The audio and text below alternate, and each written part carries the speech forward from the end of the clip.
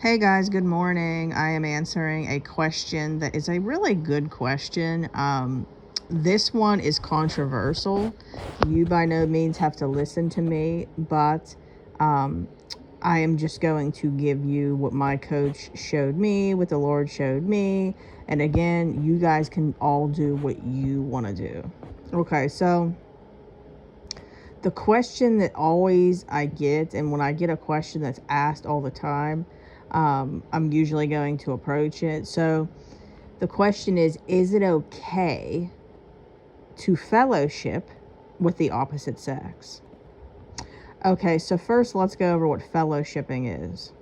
Okay, so I would say like discipleship is fellowshipping. Like you are communicating with each other and you are being friendly with another and you're, having good conversation. Okay. So where this can get tricky is on this journey, you'll get a lot of people that will just be like, oh my gosh, do not talk to the opposite sex, stay away, all the things. Well, something God specifically showed me was that the disciples, were mixed sex. And if you watch The Chosen, they show you how Peter was married, and, that right there, self control had to be practiced on his end. But Jesus wasn't going to separate females from men. Okay. So this is where it's not the other person, it's a you problem. So if you can't be around the opposite sex and act right, okay, that's not at all their fault. That's a you problem that you need to work on. Because think about how to do kingdom work, you need to be able to be in line. I talk to so many men and I can act okay. Okay, so some of my male clients, and you know who you are one of my best friends. Okay, I appreciate all of you, all of you guys. So, and I appreciate all the women too. I'm just trying to specifically approach this question. So I have a lot of male clients and I have to practice, like, what's the word for it? Self-control every day. Not that I want to get with anybody. I'm trying to say that, you know, depending on what's going on in your own life and depending on how close you are with somebody, temptation can approach. I'm just trying to speak on every accord. Like, so you could maybe be going to work every day and maybe there's a men that you're working with side by side that you've never ever gave the time of day to, and maybe because of how you see yourself and you feel rejected, that person could be somebody that's validating you to make you feel better about yourself, so then you could think, oh yeah, I want her attention. See, again, it's always an us problem. When you know who you are in the Lord, which is essentially what needs to be done, okay, when you know who you are in the Lord, that is when fellowshipping is going to be a lot easier. So I don't ever really advise anybody to go out and start fellowshipping with people and a bunch of opposite sex until they go through the refining process. So, like, even then, you still have to be careful as far as like how you are. But I'm going to be honest with you guys, like, I don't follow that rule at all anymore. Like, as far as like, really, what's the word for it?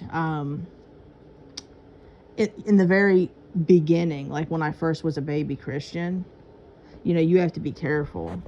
And then when you start becoming more rooted in the Lord and you start, and this goes for the rest of your life. I'm not talking about like this standing journey. I'm talking about in general.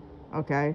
So like you'll get a lot of people that will say like, oh, you have to stay away from the opposite sex and, men and women can't be friends. If you truly are a Christian and you are a man or a woman of God, you can handle yourself correctly.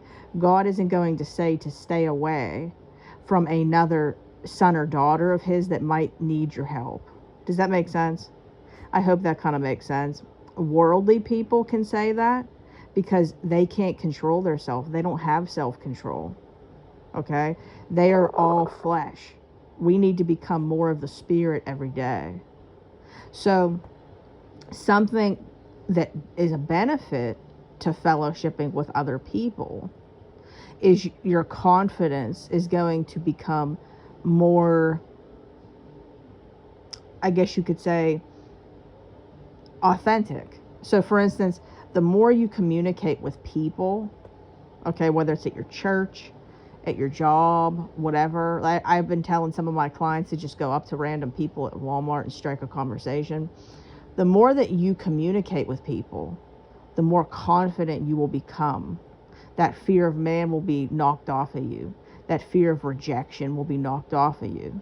The boldness is coming out in you, the way the Lord wants us to be. And then with all of that, it's all going to benefit your marriage. It's all going to benefit your relationship with your spouse. Your spouse doesn't want somebody that bleeds insecurity on them. Okay? This is all stuff I had to personally learn. So again, I don't want anybody doing this until they go through the refining process. So like that comes way down the line.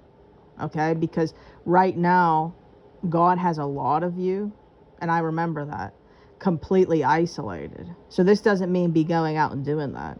If you work with me, I strategically wait till a certain time for that development to take place. Okay? So anyway, right now, be a disciple, but be a disciple low key. Okay? We're going to get you out of your shell, but it's not going to be just yet. So anyways, Isaiah 54 was something that God spoke to me years and years ago in the journey. And in other words, he was my husband, all the things. And, you know, for the rest of your life, he's your husband. However, that was like when I was completely isolated. And then he ended up pulling me out of my shell. Because, see, you have to understand, there's a lot of work that needs to be done on this journey, guys. A lot. And it just can't be done overnight all at once. He has to strategically do it. So he's going to work one thing at a time. So maybe one, like in the isolation, he's working on you with maybe your anger, your healing, you know, your offense, all those things. And then all the other things like fear of man, rejection, knowing who you are, confidence, boldness, okay, all that stuff, self-control, which we practice in the beginning, but then it keeps getting really it keeps getting more defined the more you go on this journey. That comes later, a whole other level of self-control. So again, there's levels to this, so don't try to rush into that any sooner than possible. So anyways, I hope that this video was insightful, guys, and helpful. I love you all so much. If you would like to work with me, you can email me, deadmarriagesredeemed@gmail.com. I repeat, deadmarriagesredeemed@gmail.com. Facebook group, Dead Marriages Redeemed. Other Facebook group, Redeeming the Broken. That was my very first one. Come on over to both. If you guys could, please like, share, comment, subscribe. I appreciate anybody who's doing it. It helps so much grow the channel. And I will talk to you guys soon, guys. Bye.